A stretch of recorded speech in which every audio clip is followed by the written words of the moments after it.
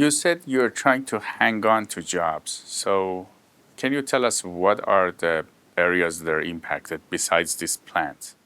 I think it's a common theme throughout your show, the affordability, just the cost of doing business in California and the difficulties in attracting, the difficulty in retaining businesses, not just attracting, but retaining businesses. A potential of area to bring jobs is in the renewable energy sector of our Imperial Valley. That's through geothermal as well as Lithium Valley. Our current Assembly member, Jeff Gonzalez, does have a bill to expand and streamline the permitting process for geothermal energy and development, and that has a potential to bring more jobs. But then also, as Lithium Valley is getting a lot of attention, the potential to extract lithium through a direct loop extraction method, environmentally friendly way, or most environmentally friendly way, to develop this resource that can really change our area and bring some jobs. But there are some barriers. Once again, just the permitting process, some of the CEQA. We've seen the weaponization of CEQA in California, and that seems to make it a bit difficult compared to other states. When it comes to lithium extraction, we're competing. It was a global race. Now it's a domestic one. We're competing with Arkansas, Nevada, I think even Arizona maybe. States where they don't have some of the regulations that California imposes. Now I get it. You want to make sure things are taken care of and protected, but at the same time, it can't be at the detriment to something that will benefit the people in regards to jobs and economic development. And how much potential does that have? We know that there's a lot of lithium there, and this geothermal sounds really interesting. Yeah, potential to bring jobs, potential to energize the state. Obviously, there's a lot of energy issues in California in regards to peak demands and moving forward. It can also just, with regards to lithium, we can set the way on how to do this and do this right. And there's been a lawsuit, there's been a permit suspended, and there's been some barriers. And once again, everyone from our state should be coming down here and advocating for this development.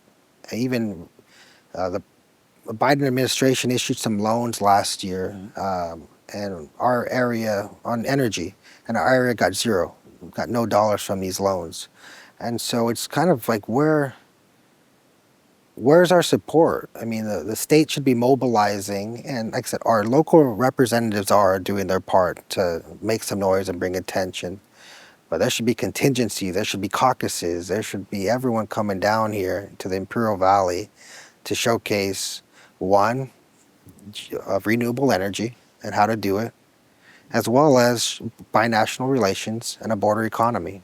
And so, yeah, and again, agriculture, a rich tradition, a history of agriculture and what it provides to our state and country. So we do so much, and yet we're constantly just trying to just be recognized and be heard.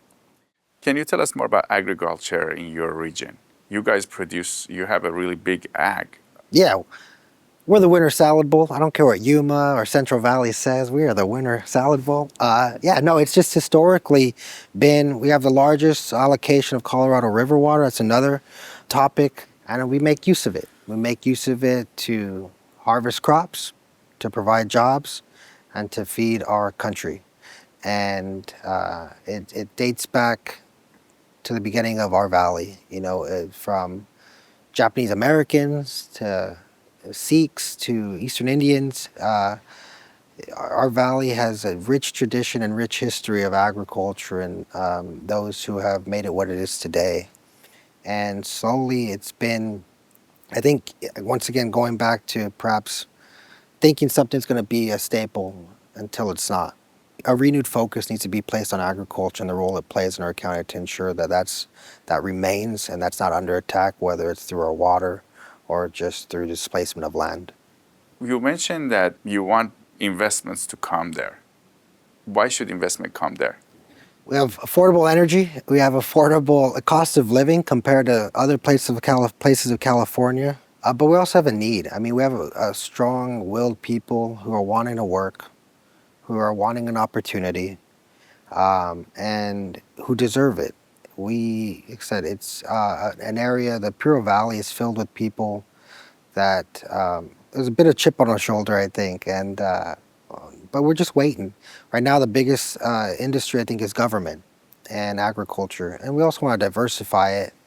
But it's like I said, it's so unique because one thing about the Imperial Valley is on paper we're 180,000, but on any given moment throughout the day, that population may double. From Mexicali, once again, we're 2 hours from the coast of San Diego, 45 minutes from Arizona, about 3 hours from LA, 3.5 hours from LA, and then right along the border. And so we got a lot of truckers, we got a lot of snowbirds, we just have a lot of activity.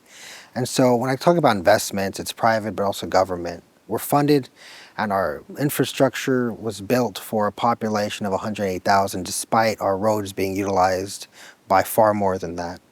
I think even when it comes to roads, I know we've talked about that previously, we're top 10 in mileage, road mileage in the state, and yet our funding doesn't correlate. And so I think you see that common, especially like in the city of Calexico, where the the ports of entry are. You'll have hundreds of thousands of people crossing there. And the population on paper is 40,000, but those roads are being used by far more, and yet that funding that sometimes gets allocated is based on population. A few years ago, I'm not sure if it was during Governor Brown or Governor Newsom's administration, there was an effort to incorporate daytime population counts into funding, and that would have changed a lot of things in regards to what were allocated. It passed the Senate, passed Assembly, and then got vetoed at the governor's desk.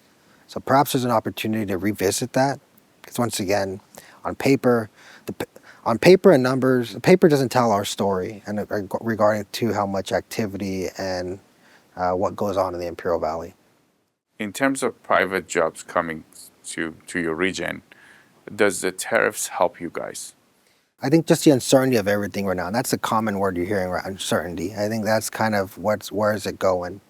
But even there was a recent action by the Department of Treasury that required all cash exchange houses along the border, certain area codes, Calexico being one of them, where the limit was 10,000. If you were trying to exchange $10,000 in cash, you got to submit your IRS and your social security number and provide documentation. To make sure it's not drug money. Right? Yeah, and understand, if you're trying to exchange $10,000, whoa. They recently reduced that, though, to 200. And that's caused some friction and uncertainty as well. Now, I get it. You want to combat cartels, you want to combat laundering, but 200 in an area like the border with the cash economy can really have some big impacts.